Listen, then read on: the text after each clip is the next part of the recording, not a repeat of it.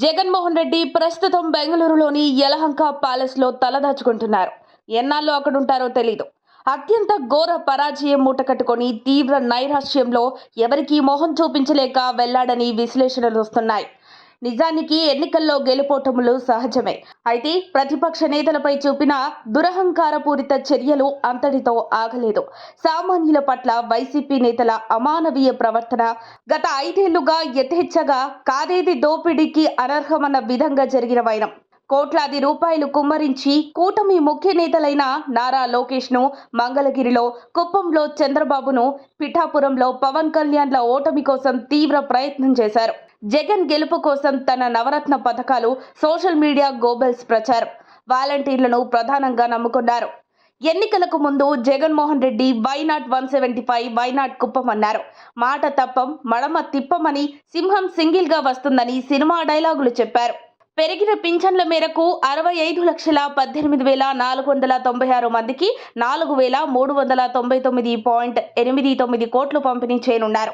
వీరిలో 64.75 లక్షల మందికి ఇంటి వద్ద, 4,369.82 కోట్లు ఇంటి వద్ద అందిస్తారు. ఏప్రిల్ నుంచి దీన్ని అమలు చేస్తామని హామీ ఇచ్చిన క్రమంలో ఏప్రిల్, మే, జూన్ నెలకు సంబంధించి ఎరియర్లతో కలుపుకొని మొత్తం 7,000 పింఛన్ జూలై 1న అందజేయనున్నారు. రెండో కేటగిరీలో పాక్షిక దివ్యాంగులకు 3,000 నుంచి 6,000, మూడో కేటగిరీలో పూర్తి స్థాయి దివ్యాంగులకు 5,000 నుంచి 15,000, నాలుగో కేటగిరీలో కిడ్నీ, తలసీమియా వంటి దీర్ఘకాలిక వ్యాధులతో బాధపడే వారికి 5,000 నుంచి 10,000కు పెంచిన పింఛన్ సొమ్ము అందించనున్నారు. 65,18,496 పెన్షన్ లబ్ధిదారులను జగన్ రెడ్డి తన ఖాతాలో అవ్వ తాతలంటూ వేసుకున్నారు. ఈ అవ్వ తాతలు ఇప్పుడు ఏ గ్రామ వాలంటీర్ అవసరం, బెదిరింపు లేకుండా ఇంటి వద్దే పెరిగిన పెన్షన్ సగౌరవంగా పొందనున్నారు. మరి తన ఓటు బ్యాంకు అనుకున్న జగన్ రెడ్డి ఈ అవ్వ తాతల ఓట్లను అసలు వదులుకున్నట్లే కదా. ఇక పోలవరం పూర్తి కావడం ఖాయం, అమరావతి వెలుగు చిమ్మడం ఇంకా ఖాయం. ప్రస్తుతానికి వైసీపీ పెద్ద తలకాయలు ధర్మాన, బొత్స లాంటి వారు నోరు మెదపడం లేదు. నోటి దురుసు మాజీ మంత్రులు దిక్కు దివానం లేక దేవుడా రాముడా అంటూ దిక్కులు చూస్తూ కాలం గడుపుతున్నారు. అసెంబ్లీలో వైసీపీ ఎమ్మెల్యేలు 11 మంది, లోక్సభలో 4 మాత్రమే. గత 5 ఏళ్లు కేంద్రంలో భాజపా పరోక్ష సాయం జగన్ రెడ్డి నెట్టుకొచ్చాడు. ఇప్పుడు తెదేపా ఎన్డీఏ కూటమితో చేరి బరిలోకి దిగారు. కేంద్రంలో భాజపా స్వంతంగా ప్రభుత్వ ఏర్పాటు చేయలేకపోయింది. నరేంద్ర మోదీ 3.0 ఎన్డీఏ ప్రభుత్వంగా ఉంది. తెదేపా 16 మంది సభ్యుల బలం కీలకంగా మారింది. కేంద్ర ప్రభుత్వంలో తెదేపా భాగస్వామి.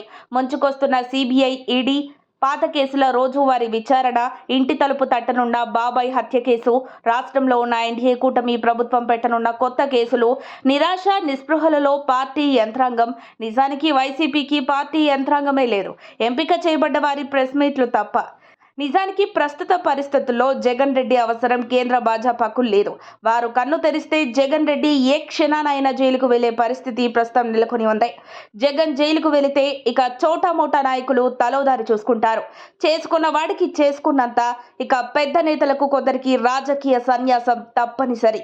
అదే జరిగితే ఆంధ్రప్రదేశ్ రాజకీయాల్లో జగన్ శకం ముగిసినట్లే. మరిన్ని అప్డేట్స్ కోసం మా కాయ్ టీవీని సబ్స్క్రైబ్ చేసుకోండి. మా వీడియో కనుక మీకు నచ్చినట్లయితే లైక్ చేయండి, షేర్ చేయండి. మీ విలువైన అభిప్రాయాలను కామెంట్ బాక్స్లో తెలియజేయండి.